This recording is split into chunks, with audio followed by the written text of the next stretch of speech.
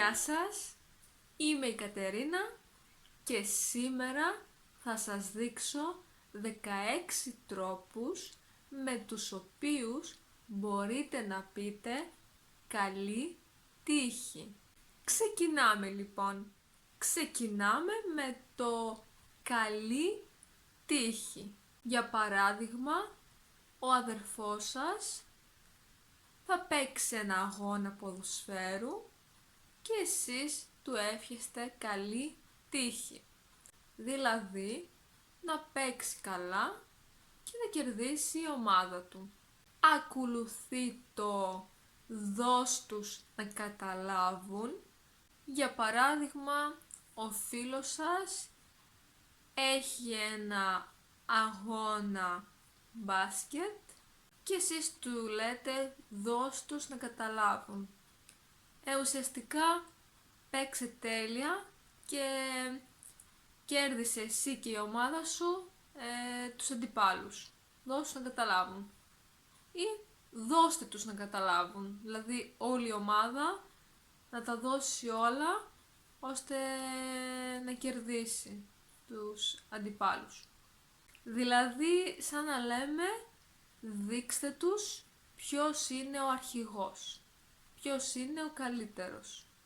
Μετά έχουμε το να έχεις την τύχη με το μέρος σου. Για παράδειγμα, η φίλη σας βρήκε μία δουλειά και πάει να δώσει συνέντευξη. Και της λέτε να έχεις την τύχη με το μέρος σου.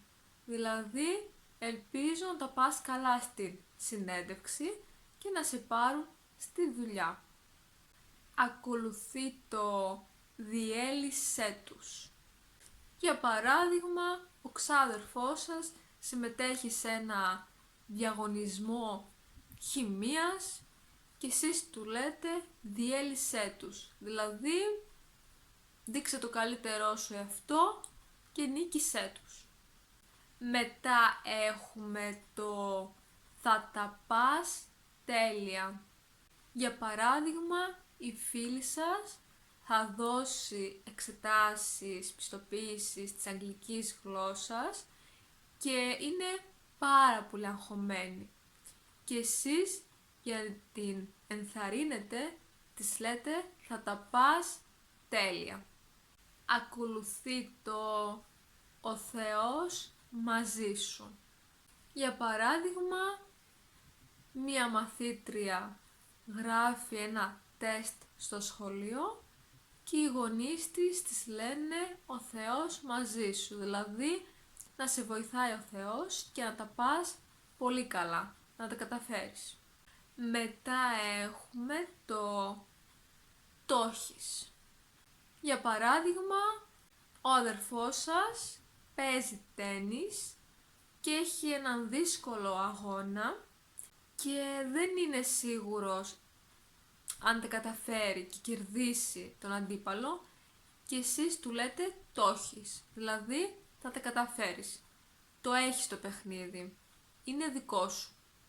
Δείξ' τους ποιος, ποια είσαι.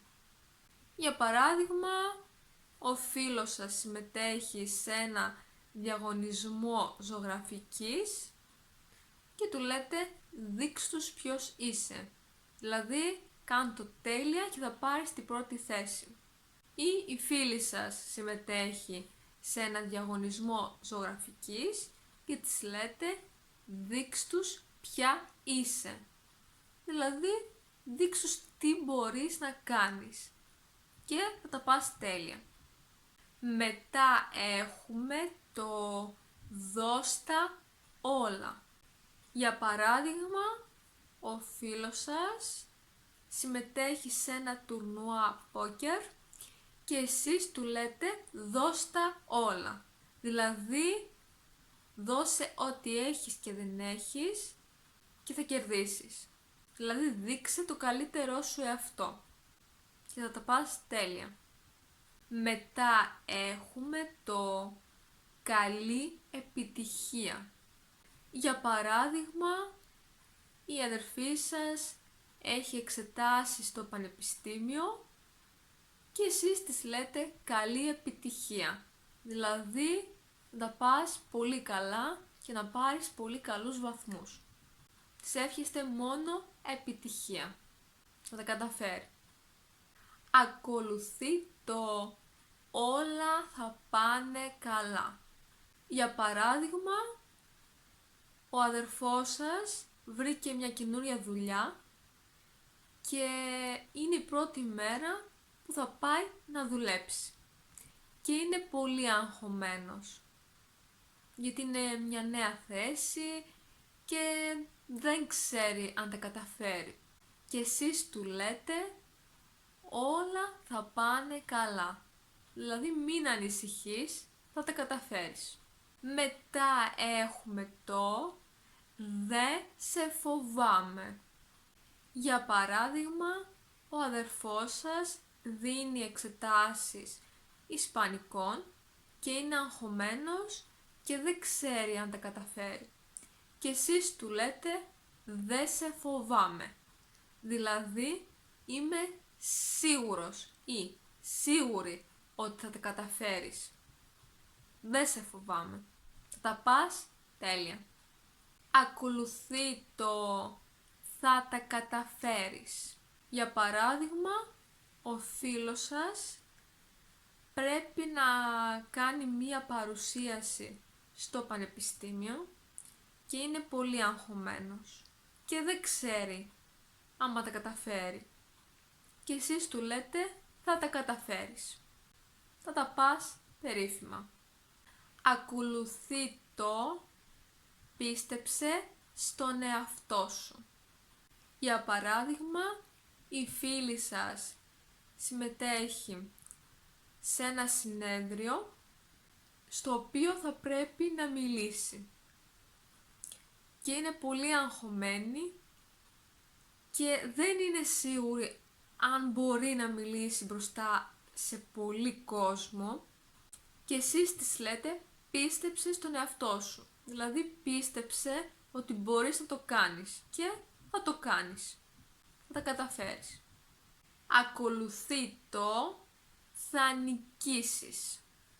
Για παράδειγμα, η αδερφή σας συμμετέχει σε ένα διαγωνισμό μαθηματικών και εσείς για να της ευχηθείτε καλή τύχη της λέτε θα νικήσεις. Δηλαδή εσύ θα πάρεις την πρώτη θέση. Εσύ θα είσαι η νικήτρια του διαγωνισμού. Μετά έχουμε το παιχνίδι είναι δικό σου. Για παράδειγμα, ο φίλος σας παίζει ένα παιχνίδι στον υπολογιστή με έναν δύσκολο αντίπαλο και εντάξει, δεν ξέρει αν μπορεί να κερδίσει και εσείς του λέτε το παιχνίδι είναι δικό σου. Δηλαδή βλέπετε ότι θα κερδίσει ο φίλος σας και είστε σίγουροι γι' αυτό και του λέτε το παιχνίδι είναι δικό σου. Μην ανησυχείς, εσύ θα κερδίσεις. Αυτό ήταν λοιπόν και για σήμερα. Ελπίζω να σας φάνηκαν χρήσιμες αυτές οι εκφράσεις. Αν σας άρεσε το βίντεο, μην ξεχάσετε να πατήσετε μου αρέσει στο βίντεο και να κάνετε εγγραφή στο κανάλι μου για να δείτε ακόμα περισσότερα βίντεο. Να έχετε μια όμορφη εβδομάδα. Γεια σας!